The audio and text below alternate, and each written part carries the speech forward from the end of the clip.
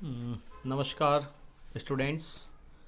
श्री रतनलाल कंवरलाल पाटनी राजकीय स्नातकोत्तर महाविद्यालय किशनगढ़ के यूट्यूब चैनल CCE राज किशनगढ़ पर आप सभी का स्वागत है। स्टूडेंट्स, मैं महेंद्र कुमार वर्मा, सहायक आचार्य व्यावसायिक प्रशासन विभाग। आज का ये वीडियो लेक्चर हमारा बीकॉम पार्ट सेकंड के लिए बीकॉम पार्ट सेकंड के बिजनेस मैनेजमेंट पेपर का paper second fundamental of entrepreneurship उद्यमिता के आधारभूत तत्व के अंतर्गत वातावरण विश्लेषण जो हमने हमारे पिछले वीडियो में डिस्कस किया था उसका ये सेकंड भाग है। आज के वीडियो में हम वातावरण का वर्गीकरण यानी क्लासिफिकेशन ऑफ एनवायरनमेंट पे डिस्कस करेंगे। वातावरण का वर्गीकरण से यहाँ पे अभिप्राय किसी भी संस्था के वातावरण को दो प्रमुख वर्गों में विभक्त किया जाता है, यानी कि दो प्रमुख भागों में बांटा जाता है। पहला है आंतरिक वातावरण यानी कि संस्था के भीतर का वातावरण, और दूसरा है बाह्य वातावरण यानी कि संस्था के बाहर का वातावरण। तो सबसे पहले हम आंतरिक वातावरण के बारे में अगर हम बात करें तो संस्था के आंतरिक वातावरण से तात्पर्य उस वातावरण से है जो संस्था के भीतर विद्यमान होता है।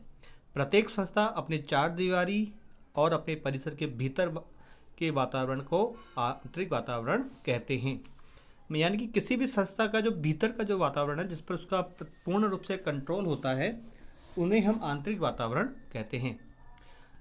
अब आंतरिक वातावरण के जो प्रमुख घटक हैं, यानी कि आंतरिक वातावरण में कौन कौन से प्रमुख घटक शामिल किए जाते हैं, उसमें है जैसे कि संस्था के उद्देश्य, दूसरा है संस्था की विचारधारा या दर्शन, तीसरा है संस्था की आंतरिक संगठन संरचना, फोर्थ पॉइंट है प्रबंधकों एवं कर्मचारियों के बीच आपसी संबंध, संस्था की नीतियां एवं नियम, संस्था के संसाधन और संस्था की उत्पादन एवं कार्यविधियां। स्टूडेंट्स, ये सभी जो घटक हैं ये मिलकर एक संस्था के आंतरिक वातावरण का निर्माण करते हैं, और ये सभी घटकों पर संस्था का डायरेक्ट रूप से यानी कि प्रत्यक्ष रूप से इन पर नियंत्रण होता है।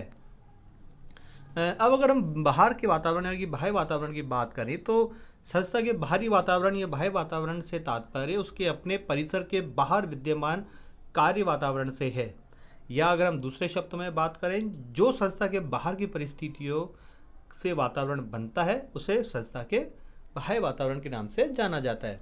यानी कि ये वो वातावरण है जो संस्था के बाहर है, उस पर संस्था का कोई भी प्रत्यक्ष या अप्रत्यक्ष रूप से कोई भी नियंत्रण नहीं होता। संस्था को उस वातावरण के अनुरूप अपने आप को ढालना होता है। बाह्य वातावरण के भी हम उसको भी दो अलग अलग जो उसके विभाग हैं या विभक्त करते हैं। उनमें अगर हम बात करें तो पहला है व्यष्टि या प्रत्यक्ष कार्रवाई कार्य वातावरण, दूसरा है समष्टि अप्रत्यक्ष कार्रवाई या साधारण वातावरण। तो अगर हम पहले वाले की अगर हम बात करें यानी कि व्यष्टि प्रत्यक्ष कार्रवाई या कार्य वातावरण, यानी कि micro direct action task environment, इसमें अगर हम पहले बिंदु में बात करें तो वह ग्राहक अथवा उपभोक्ता। ग्राहक और उपभोक्ता वर्ग प्रत्यक्ष वातावरण का एक प्रमुख घटक होता है। ग्राहक कई प्रकार के हो सकते हैं जिसमें प्रथम उपभोक्ता, द्वितीय उपभोक्ता, तृतीय उपभोक्ता और चतुर्थ यानी कि अंतर्राष्ट्रीय ग्राहक के रूप में भी ग्राहक होते हैं। और ग्राहक एक ऐसा फैक्टर है जो संस्था के किसी भी रूप से संस्था उस पर नियंत्रण नहीं कर सकती, उसे केवल अपनी ओर आकर्षित करने का प्रयास कर सकती है, उस पर नियंत्रण नहीं कर सकती। दूसरा है मध्यस्थ यानी कि इंटरमीडिएट्स। व्यवसाय का आधार विनिमय और मध्यस्थों के अभाव के में विनिमय प्रक्रिया पूरी करना संभव नहीं होता। मध्यस्थ संस्था के उत्पादों के संवर्धन, विक्रय एवं वितरण में महत्वपूर्ण रूप से योगदान देते हैं। मध्यस्थों में अगर हम बात करें तो मध्यस्थों में थोक व्यापारी, फुटकर व्यापारी, एजेंट, वितरक आदि सम्मिलित किए जाते हैं। तीसरा पॉइंट है इसका प्रतिस्पर्धी संस्थाएं। प्रतिस्पर्धी संस्थाएं वातावरण का एक महत्वपूर्ण घटक है। उनके संबंध में संपूर्ण जानकारी करना प्रबंधकों के लिए बहुत ही आवश्यक होता है। अतः प्रबंधकों को प्रतिस्पर्धी संस्था की नीतियों, योजनाओं, व्यूह रचनाओं, उनके उत्पादों, उनके मूल्य, गुणवत्ता, विश्वसनीयता आदि के संबंध में जानकारी प्राप्त करनी होती है। नेक्स्ट पॉइंट है आपूर्तिकर्ता। संस्था के व्यष्टि या प्रत्यक्ष वातावरण में आपूर्तिकर्ता महत्वपूर्ण भूमिका निभाते हैं। ये संस्था की कुशलता को बहुत बड़ी सीमा तक प्रभावित भी करते हैं। इसलिए हम कहते हैं कि आपूर्तिकर्ता संस्था के लिए आवश्यक संसाधनों की आपूर्ति करते हैं, जिनसे संस्था में उत्पादों और सेवाओं के निर्माण एवं वितरण की प्रक्रिया सुचारू रूप से चलती रहती है। अब अगर हम नेक्स्ट पॉइंट में बात करें कि जन समूह यानी कि पब्लिक, कुछ जन समूह को संस्था के प्रत्यक्ष कार्य वातावरण में सम्मिलित किया जाता है। और इन जन समूहों को हम नीचे कुछ पॉइंट्स में जैसे अपन बांट के भी डिस्कस कर सकते हैं, जैसे वित्तीय जन समूह जिसमें अंशदाता, ऋणदाता, ऋण पत्रधारी, बैंक, निवेश संस्थाएं आदि सम्मिलित होती है। फिर है संचार जन समूह जिसमें समाचार पत्र, पत्रिकाएं, रेडियो, टीवी आदि हैं। फिर है सरकारी जन समूह जिसमें सरकारी तंत्र की नीतियाँ नियमों को हम सम्मिलित करते हैं। फिर है नागरिक कार्यवाही जन समूह, इसमें जनता का प्रतिनिधित्व एवं संरक्षण करने वाले समूह सम्मिलित हैं। इनमें उपभोक्ता संरक्षण संघ, पर्यावरण संरक्षण संघ, अल्पसंख्यक आदि सभी सम्मिलित किए जाते हैं। फिर है स्थानीय समूह, सामान्य समूह और आंतरिक जन समूह। ये सभी समूह मिलकर एक पब्लिक यानी कि पूरे का पूरा जन समूह बनाते हैं, जो कि एक संस्था के बाहर के वातावरण को कंप्लीट करता है।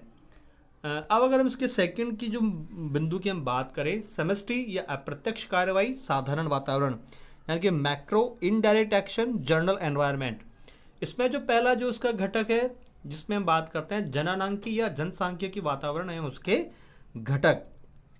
और जननांक यानी कि जनसंख्या से संबंधित जो भी किसी वातावरण के जो घटक होते हैं, जिसमें कि जनसंख्या का आकार अर्थात कुल संख्या, जनसंख्या का निवास स्थान, जनसंख्या का घनत्व अर्थात प्रति किलोमीटर लोगों की संख्या, जनसंख्या की आयु एवं आयु वर्ग, जनसंख्या का लिंग, जनसंख्या की जाति एवं धर्म, जनसंख्या का शैक्षिक स्तर, जनसंख्या का धंधा या पेशा, जनसंख्या की आय या आय वर्ग, जनसंख्या की घरेलू इकाई या आकार, जनसंख्या का क्षेत्रीय स्वरूप। यानी कि ये सभी जो बिंदु है ये मिलकर जननांक यानी जनसंख्या से संबंधित जो वातावरण है उसका निर्माण करते हैं। नेक्स्ट अगर हम बात करें सामाजिक या सांस्कृतिक वातावरण और उसके घटक, तो इसके अंतर्गत हम बात करेंगे जिससे हम देखते हैं कि जिसमें कौन कौन से घटक हैं। जिसमें पहला है सामाजिक एवं सांस्कृतिक मूल्य एवं मानदंड, सामाजिक धार्मिक आस्थाएं, सामाजिक रीति रिवाज एवं परंपराएं, समाज के जीवन शैली, जीवन स्तर या जीवन की किस्म, सामाजिक अवबोधन तथा दायित्व बोध, परिवर्तनों के प्रति समाज का दृष्टिकोण, रूढ़ियों या परंपराओं के प्रति दृष्टिकोण, कार्य या व्यवसाय धंधे के प्रति दायित्व बोध, लोगों का आपसी व्यवहार एवं सहयोग का स्तर, सामाजिक वर्ग भेद तथा रंग भेद, समाज में लिंग भेद अर्थात स्त्रियों की स्थिति यानी कि महिलाओं की क्या स्थिति है, और समाज में वरिष्ठ नागरिकों का सम्मान। यानी ये सभी जो बिंदु है ये किसी भी संस्था के बाहर का जो वातावरण है जिसमें सामाजिक और सांस्कृतिक वातावरण है, ये सभी घटक मिलकर सामाजिक और सांस्कृतिक वातावरण का निर्माण करते हैं। अगले अगर हम बात करें जिसमें आर्थिक वातावरण उसके घटक आते हैं, जिसके अंतर्गत निम्न बिंदुओं को सम्मिलित किया जाता है। ये सभी बिंदु मिलकर किसी संस्था के बाह्य वातावरण के आर्थिक वातावरण को पूरा करते हैं। जिसमें पहला है देश की आर्थिक प्रणाली, दूसरा है अर्थव्यवस्था की विकास की दशा, अर्थचक्र की दशा, फिर है मुद्रा प्रसार या मूल्य स्तर, अर्थव्यवस्था की संरचना, अर्थव्यवस्था के विभिन्न क्षेत्रों के विकास की गति, कर ढांचा, ऊर्जा के उपलब्ध स्रोत एवं भंडार, मानव संसाधन विकास एवं उपलब्धता, आर्थिक एवं श्रम नीतियाँ। यानी कि ये सभी जो 10 बिंदु हैं, ये सभी 10 बिंदु संस्था के आर्थिक वातावरण को कंप्लीट करते हैं, जो कि संस्था के बाहरी वातावरण का एक घटक है। फिर हम बात करें प्राकृतिक वातावरण एवं उसके घटक। इसके अंतर्गत जैसे प्राकृतिक संसाधनों की उपलब्धता एवं स्थिति, जलवायु अर्थात सर्दी, गर्मी, वर्षा, बसंत आदि की स्थिति, प्राकृतिक परिस्थितियाँ, प्रकृतिवाद का विकास। यानी कि आप लोग एक संस्था के आसपास का जो बाहर का जो वातावरण है, प्राकृतिक वातावरण, उससे उसको क्या क्या प्राप्त हो सकता है और उन्हीं जो वो घटक हैं वो उसे कितने उसका सपोर्ट करते हैं उसकी संस्था के विकास के लिए। फिफ्थ जो पॉइंट है वह है तकनीकी वातावरण एवं उसके घटक। इसमें बात करें तो तकनीकों की उपलब्धता की स्थिति, तकनीकों के उपलब्ध विकल्प, उपलब्ध तकनीकों का स्तर, उपलब्ध तकनीकों की लागत, देश एवं विदेशों में तकनीकी परिवर्तनों की गति, सरकारी तकनीकी नीति, तकनीकों के आयात निर्यात की नीति एवं व्यवस्था, तकनीकों के प्रयोग एवं आत्मसात करने की क्षमता। यानी कि ये सभी जो बिंदु हैं ये बिंदु मिलकर किसी संस्था के बाहर की वातावरण के तकनीकी वातावरण को बनाते हैं, और ये सभी बिंदु तकनीकी वातावरण है उसके घटक, तकनीकी वातावरण के घटक कहलाते हैं। फिर अगर हम बात करें, इसमें आता है राजनीतिक वातावरण, वैधानिक वातावरण और अंतर्राष्ट्रीय वातावरण। मतलब ये सभी जो घटक हैं ये मिलकर एक संस्था के बाहर का जो समष्टि और अप्रत्यक्ष कार्रवाई वाला साधारण वातावरण का जो वातावरण है उसका निर्माण करते हैं। ये सभी जो घटक है इसके ऊपर किसी भी संस्था का प्रत्यक्ष रूप से कोई नियंत्रण नहीं होता। एक संस्था को इन घटकों का या इस वातावरण के अनुसार अपने आप को ढालना होता है, अपनी नीतियाँ, अपनी व्यू रचनाएं, अपनी मार्केटिंग पॉलिसीज़, अपनी संस्था के नियम इन्हीं के अनुसार बनाने होते हैं, तभी कोई संस्था लंबे समय तक मार्केट में सरवाइव कर सकती है। तो आज के इस वीडियो में इतना ही। Thank you.